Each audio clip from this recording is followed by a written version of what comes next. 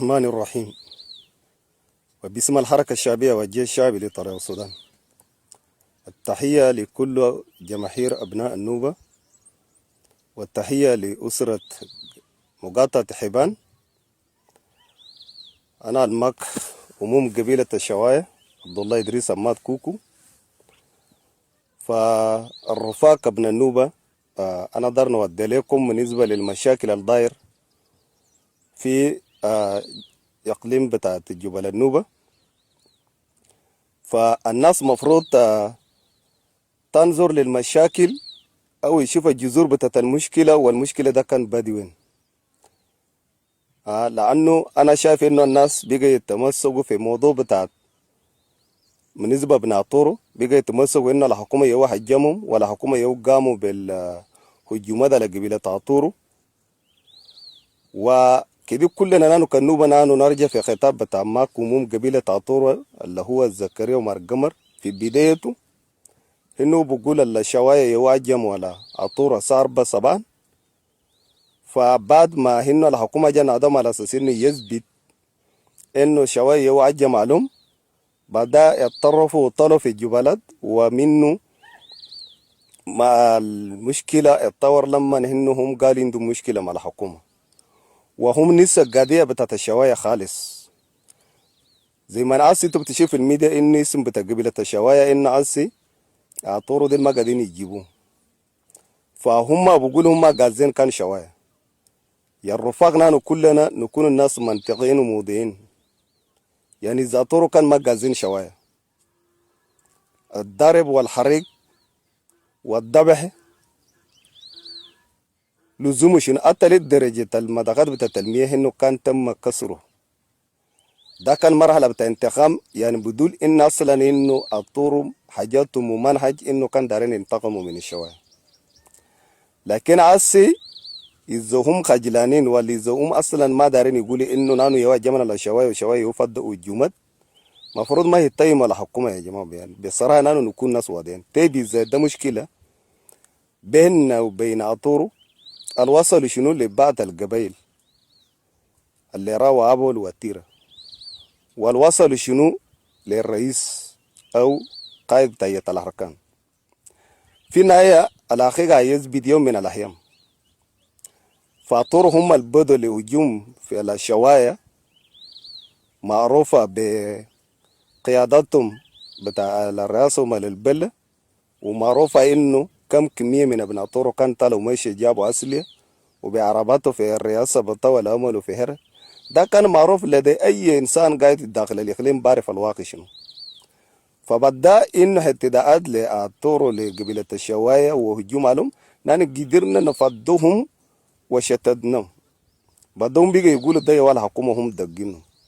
طيب في آخر إنه الجلسة إنه ممكن رئيس هيئة الأركان اللي هو كومراد إحزاد كوكو نادى الطرفين إنه شواية وطورو على أساس إنه يوقف الأدنى، وخدت الشريط خدت أمر بين شواية وطورو الناس تزرع والناس تعيش والناس يبطلوا السرقة وكده. فنحن التزمنا من جانب الشواية، ولكن الطورو هم الخططوا وتاني قام بهجوم منهج نمرة 2، وبقى يقتلوا الشواية في الشوارع بتاعت القردود وشمبا وفي كمر. فبعد نحن قمنا دفعنا أنفسنا وشتتنا الناس ديل. الآن إنه في أراضي بتاع شواية خالية من أجل اسمها الطوري، ما رغم أنا جد القنبة، وما زالت إنه أنا بقول لكم أن إحنا ما عندنا مشكلة مع طورو طالما إنه هم راجع في حدود بتاعهم، قالوا هم يستعمل كلام بتاع الحكومة الناس يجلس. لكن من جانبنا نحن كقبيلة موقفنا واحد ما لا نتراجع عنه. نحن قلنا تزيين جبال النوبة نحن بنراقبه في أراضي بتاع الشواية، ما ده قبيلة بتاع طورو، وممكن ده حاجات نحن قدمنا له أي أو وسيط أو لجية حكومي، ما نتراجع من هذه الهل. بعدين هم كلهم بيجي يتكلموا عن مناطق بتاع الذهب، يتكلموا عن الجبلين. فالجبلين ده اسمه جبلين، جبلين ده اسمه مرال معروفة بلغة الشواية. ما فطوري عنده أرض بتاعت التحدين بتاع الذهب أصل الحكومة استولى له. فحاجات بتاعت الكذب وحاجات بتاعت الترويج ما عنده معنى. في النهاية إنه نحن شواية يوال دفعنا الثمن في جبال النوبة، ما في زول دفع الثمن. فعسيتو كافي ابن النوبة في الميديا شفت الناس دي بيجي يقول انه المشاكل الداير في حبان ما عندها علاقة بالقبلية، ده مشكلة بتاع حكومة وهطوره. يعني كلام ده بالمنطق كده صحيح، الكلام ده بيكون موضوعي. ده مشكلة بين شوية وطور، مشكلة قبلية بحت. ولا حكومة لما جا دار تغش انه الناس رفض الحكومة، وبعدين انه بيجا تتكلم عن المناصب، وبيجا يتكلم عن قائد بتاعت الاركب، بيجا يتكلم عن عبد العزيز. طيب اذا عندك مشكلة مع الحكومة اصلا، هجمت الشوايه لشنو يعني؟ الثمن الشوايه دفعته للشوايه ده لزوم شنو؟ فالرفاق انا هنا اصلا الطور ديل انه بدول في الميديا انه هم خصصوا اسبيلي وهم حركه شعبيه. طيب نحن منذ 84 و 85 معروف مناديب بتشوال الموجودين اللي هو ناس كويدي اسماعيل وناس ادم الجندي، معروفين ديل الناس اللي عندهم مخازن الاستراتيجيه المسك اسبيلي في الزمن ده كله. زي ما الناس انه في الخونة اللي بقول الشوايه عنده مشكله ظروفيه، ما زالت انه اذا في زول دار يتكلم عن الثوره، نحن كقبيله الشوايه نحن يول ثبتنا ثوره، ونحن يول مسكنا اسبل، وما زالت نحن ماسكين اسبل.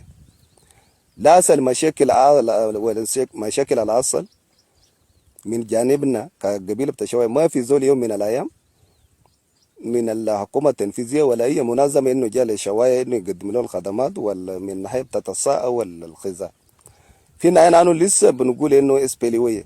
الناس اسال قاعدين يقول لهم انهم متمردين. هسه اكثر الناس اللي خاصة وصل لهم في كل محل هم زارت الحكومه يوم بيجا تهتموا بهم، بيجا يجيبوا لهم على خاصه. وفي النهايه لسه قاعدين انه يقول انه عنده مشكله مع اسبلي. لو جينا في الواقع كده مفروض انه شويه هو مفروض هو الحساس انه يقول عنده مشكله مع اسبلي، لكن كون الطور انه في كلامه ما بيقول عنده مشكله مع اسبلي، ده جد ما منطق وجد ما موضوع ما عنده معنى. فالرفاق ان احنا لا طالما انه بيجا تمرد بوجودنا نحن كشباب في جبل النوبة ما بيكون فيها جسم التمرد. انا دار نوريكم نحن كقبيله بتاع شوال لا افتخار ولا يوم من الايام قاعدين نخش في شؤون بتاع الزول، ولا نحن عندنا قائد رشيده في حكومه، لكن ما زالت انه نحن قاعدين نحافظ على الوحده بتاعت النوبه، وقاعدين نحافظ على الوحده بتاع اسبيلي، لان ده حقوق بتاعت كل شعب جبل النوبه. اما الجنبها طور اسي وان النشطاء بتاعهم بيجي يقول انه ما عنده مشكله مع شوايه وما باقي القبائل، ده حاجات ما عنده معنى، ده حاجات مزيفه. الحاجات اللي كانت طوره مالوله شوايه انا ما دار نتكلم عنه، انا ما دار نعبر عنه، بل ما هو احتداء بتاعهم نحن قدرنا طردناكم بهالحاجات دي تقوم تبوت ضد الشوايه، ونحن بنكونوا اخوان اذا انت التزمتوا ووقفتوا في حدود بتاعكم. وما في زول من الايام يشوف انه هو دار يراجع مجتمع بتاع الطورو في اراضي بتاع الشوايه. انا دار نوريكم يا الرفاق ده كلام بيكون مستحيل. هم يرجع في حدودهم، ونحن في النهاية نحن بنوصل مرحلة بنعقدهم معهم. في النهاية ما في إنسان بشكل مع الزول وما بكون معه أخو يوم من الأيام. لكن كل حاجات القاعدة تدال في الميديا، ونحن كل كابن النوبة والقبائل الخمسة بتاع ديبان حاجات قاعدة تقولوا في الميديا، حاجات ده ما صحيح يا جماعة. في النهاية حتى قاعدة تزيدوا المشاكل وقاعدة تشاجع في عطوره، وهم هم هسه أكتر ناس بقى يطحنوا الشاب بتاعهم.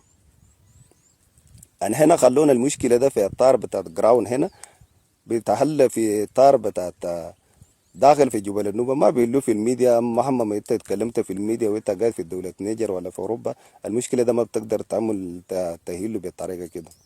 عشان كده نحن ككلنا النوبة حاجات الطورة ملو للقبيلة بتاع شواية ده حاجات موصف ما دارين نعبر عنه. ما طالما اهتداء بطام ونحن قدرنا طردناهم في أراضينا، أنا ما دار نتكلم في القضية العام، لأنه في النهاية نحن كشواية نحن ما عندنا تمثيل في الحكومة، بل ما نحن متمسكين بالثورة اللي احنا ده حقوق بتاع الناس. فكده رسالتي الرفاق أنا دار نقول لكم الطور هم جزء أساسي ده مشاكل قبلي بحت، لكن بعد ما شواية انتصر لهم لهجومات الجنبو شافوا جد زي فضيه، ولا أنا ما أعرف بعد إنه دارين يحولوا يلبسوا لي الحكومة. فيا جماعة إذا نحن دار تكذب برضو ربنا ده ما فيه يا جماعة، ربنا بيعرف ده من البادي وده من القام بالبرنامج ده. فمواقفنا كشواية ثابت يعني ما لا نتراجع هنا ولا نتنازل هنا. في النهاية الناس دارين يتكلم عن رجالة والهجومات، في الناس ما بيقدر يثبتوا، ونحن ما دارين مشاكل ولا عندنا علاقة بمشاكل. خلينا نحن نفتش هل بتاعت قوات، لكن بكره ما في الظلم من الجهه الحكومي ولا اي وسيط جاي من محل يشوف انه نفسه انه طرق ترجع. بسم الله الرحمن الرحيم.